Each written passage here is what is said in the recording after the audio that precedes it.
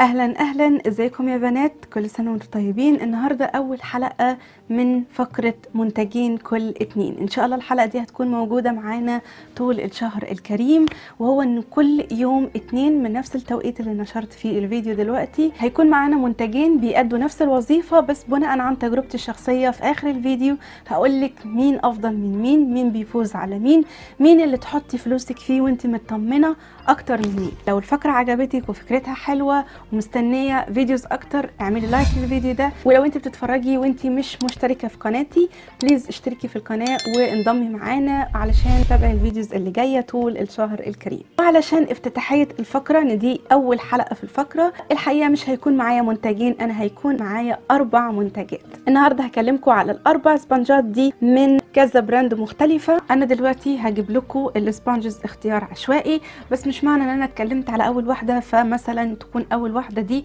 هي اللي عجبتني. في اخر الفيديو هقول لكم مين اللي عجبني بالظبط ومين اللي ما عجبنيش نهائي.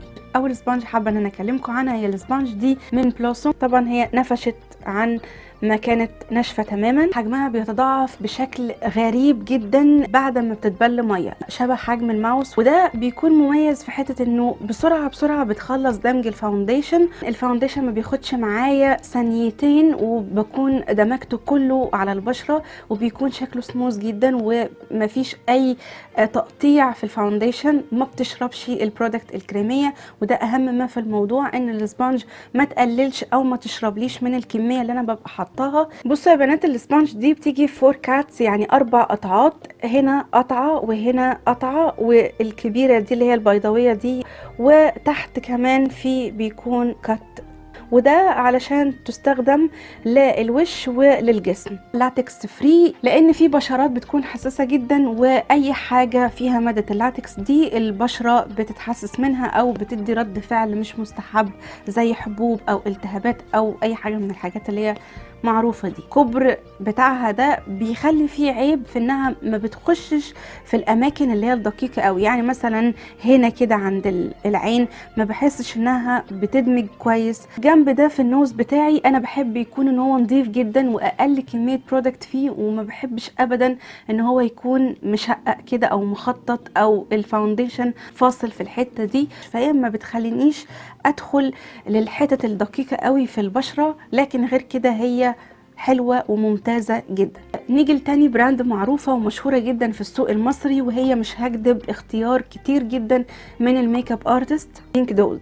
سبونج بينك دوز بتختلف تماما عن السبونج بتاعت بلوسوم في حتة الكبر، ما شفتش الانبهار الشديد زي ما بتاعت بلوسوم بتكبر. مش حوار ان السبونج تكبر او ما تكبرش، بس في بنات بتبقى حابة ده. السبونج دي اسمها روكيت سبونج، والسبونج دي جاية ب2 كاتس اللي هم اللي انتوا شايفينها دول، لتنظيف الحدود بتاعت مثلا اللبس او خط الكونتور او خط برضو الكونتور بتاع النوز، تخلي الايلاينر بتاعك شارب فتنضفي من تحته كويس قوي. هنا تنظيفة فوق الحاجب. فبجد الكاتس بتاعت اي سبونج، لو السبونج فعلا حلوة وفيها كاتس مفيدة، هتنقلك الفينش بتاع الميك اب بتاعك في حتة تانية خالص. الاهم ما في الموضوع وده اللي مخليها مميزة قوي بالنسبة لي هي التب بتاعتها.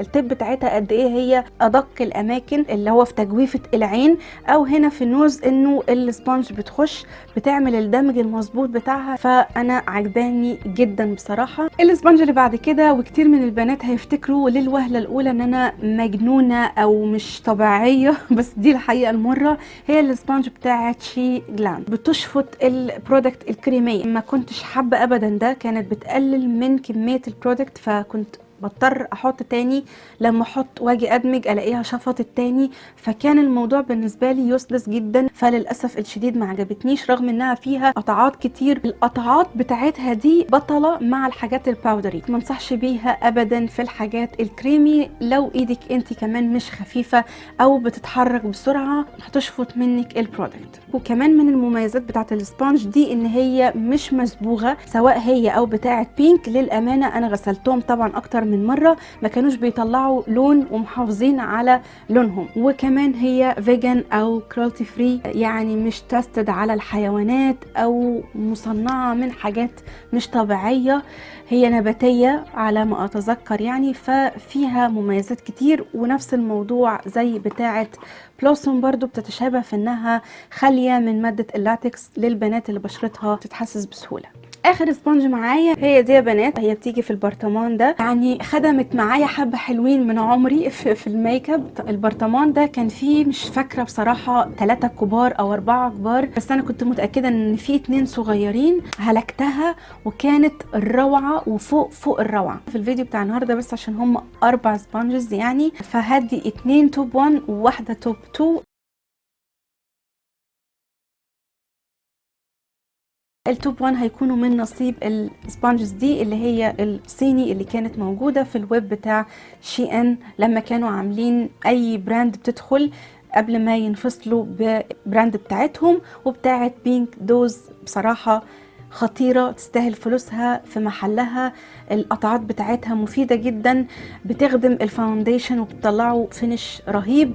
دقيقة جدا في التب بتاعتها دي في انها بتوزع الكونسيلر وتوصل لأدق الأماكن. صراحة هي عجبتني قوي. أما التوب 2 هتكون من نصيب السبونج دي من بلوسوم، ما اقدرش انكر انها حلوة، فينش الفاونديشن خطير، بتساعدني ان انا بسرعه ادمج ومن غير ما تمتص اي برودكت الكريميه اللي ببقى مستخدماها، فهي عجبتني. لكن انا اديتها التوب 2 علشان هما لو يظبطوا التب بتاعتهم علشان اقدر اوصل بيها لادق الاماكن. وبس كده يا حلوين، ده كان الفيديو بتاع النهارده. لو استفدتي ما تنسيش تعملي لايك للفيديو وشير مع صحباتك عشان هم كمان يستفادوا. ولو لسه بتتفرجي وانت مش مشتركه، دوسي بقى على المربع الاحمر واشتركي. واشوفكم على خير بقى ان شاء الله اخر الاسبوع في فقره جديده. سلام.